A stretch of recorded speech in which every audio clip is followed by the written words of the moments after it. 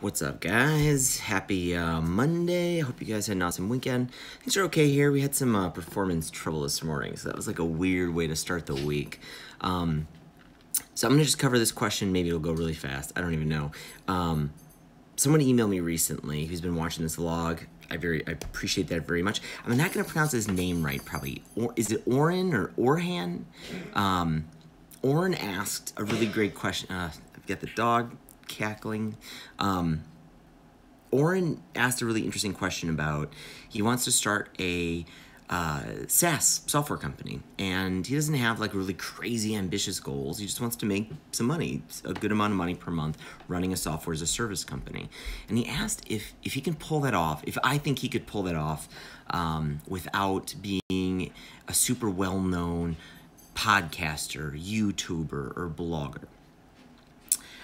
I thought that was a really interesting question, and it's kind of a deep question. I don't know if I have the greatest thought out, most concise answer about, but I'll share some stuff here. When we started Inkling, when I started my first business back in 2000, we started in like 2005. We started with Y Combinator in 2006. We weren't famous. We weren't well known. We weren't bloggers or YouTubers or podcasters, but it was. We were able to kind of grab onto an opportunity that introduced us to a bunch of people. You know, Y Combinator was brand new, so we took a shot at it. I mean, it was a kind of a risky proposition back then. They didn't get as many applications as they did now. There's only 10 of us, I think 10 startups back then. It definitely was not the huge, well-known, organization it is today. So, I mean, we took a shot at it, and they introduced us to things like the media, and we got into some TechCrunch thing, or it wasn't even TechCrunch. Maybe that was around, but I think we got into like maybe Mashable or something. We got a little bit of buzz, but it was more like, yeah, it was just grabbing onto something that had something. And so you brought up, Oren brought up Panic as a good example, who's not these well-known bloggers and podcasters and YouTubers. But I kind of disagree a little bit. I mean, they were able to get into, if I understand the history of Panic, right, they make like, FTP software and Coda. They got in really early on some things. Like they got in early. I think their FTP softwares from like the 90s. And so they got in early on in making really good utilities. Now we're awash in certain utilities, and so they recognized an opportunity that was going to they could leverage for more things. And I think even the founder of Panic was like he ran like a web comic or something early on. So he was able to generate a little bit of buzz doing some early things. And if you look at Panic, I think like Coda was also kind of early on in being like a really good, can we create a software development environment? Now there's many, many, many of these. So it's like, I think you need to recognize early opportunities to kind of leverage to get more people to know you. But there's other things, like when we started Inkling, I wasn't all that comfortable like kind of being the front man and getting a lot of attention to myself. So we made my partner Adam is the CEO. He was going to be the one doing probably more talks and talking to more clients. That's a very valid thing to do. Find a good partner that wants to kind of shoulder some of that responsibility. But it's definitely a useful tool to try to generate buzz around yourself to promote the things that you want to do. And so that was definitely something I've done.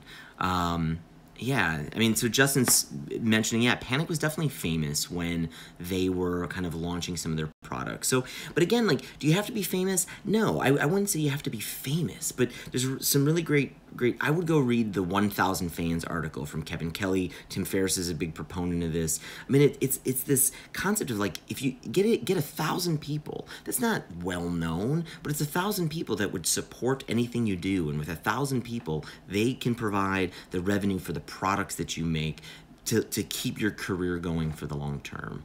But there's other things. I mean, you could sell enterprise software and just focus on getting that one client, those two clients. They don't probably care if you're well known. They're going to look for things, though. They're going to look for things like, do you have obviously your product design and whether or not your product solves a problem, they're probably going to also look for other things like social proof. So we've talked about on this vlog before, like go get a free customer, go make something great and go get someone, 1 or 2 people to use it for free and keep leveraging up those credentials. So I don't think you have to be famous to get what you want, Oren. You just have to kind of find some things. You want to probably be early. Panic was early in a lot of stuff. Keep looking for early opportunities, things that people aren't doing. A lot of SaaS software these days, to tell you the truth, is overwhelmingly crowded. So it's tough. But then if you want to stay in that, you got to keep finding some early opportunities to get in here to meet founders that are comfortable with taking the stage. Early opportunities with whatever it's, whether it's a new incubator or be part of a new web blog. I mean, when I did Ninjas and Robots, it wasn't that well known, but I Ninjas and Robots was this blog. I got into this blog network with Dustin Curtis. Again, I wasn't a famous blogger or writer or YouTuber or anybody, but I noticed Dustin Curtis was doing this new thing. He was doing a new blog network, and I just emailed him. I was like, hey, I like to write. I think I had written a couple blog posts, but I wasn't this well-known person. But he liked what I was writing. I sent him some samples, and he included me in his blog network, kind of leveling up my game. So it's like I keep looking for these newer opportunities that I can leverage, that have some sort of an opportunity to kind of break out and get some fame. So it's a long-winded answer, and it's confusing. It's hard. You want to be like really early to some things, or you got to make it obviously really good. But even this crowded stuff, I mean, I look at Highrise, and Highrise is really good, but there are a lot of CRMs. It is hard to stand out. So we've got to keep looking for other opportunities to stand out. And this is why I do things like this blog and this vlog and all the writing on Medium. And so one last thing I will leave you with is, if you're asking not because you're afraid of it, but you're asking because you aren't yet a well-known writer or podcaster or YouTuber, don't waste this time, right? I know a lot of people are constantly waiting. They're waiting to make that great product before they start telling everybody about it. And you keep flailing, and by the time you come up with that great product, you've wasted all these years where you could be teaching people. You don't have to be a famous, successful entrepreneur to go teach people how to, say, do software development, do design. You don't have to, or teach writing, or teach something. There's something that you know better than other people that you could be out there teaching. And just that, simply enough, can start forming an audience around you. So go out and teach. Go volunteer. I met a lot of people working, or go volunteer for some organization that has a lot of people that after you work with them, they're going to be vested in helping you out for things. I won't get too political on here, but I worked for the Obama campaign in 2012 for the re-election. And that whole thing, because I was participating in something that, kind of was a big movement, and I worked there for a lot less than I was worth, I met all these great people that helped kind of propel the things I did after that. When I launched Draft, they were some of the first people to share it with their friends, try it out. And so go volunteer for things, go join an organization and just volunteer and meet people through that. When you start volunteering and doing some work, those people will bend backwards to try to help you out. So I don't know, those are some things to kind of keep in mind if you are not famous and you are still just trying to get the word out about you and what you're doing. That's it, guys. Thank you for hanging out tonight, and I will see you again tomorrow. If you're new here, subscribe, hit the thumbs up. Hit the thumbs up as many times as you can. Just keep trying all the thumbs up buttons you can see in any of my videos. And I will see you guys later. Bye.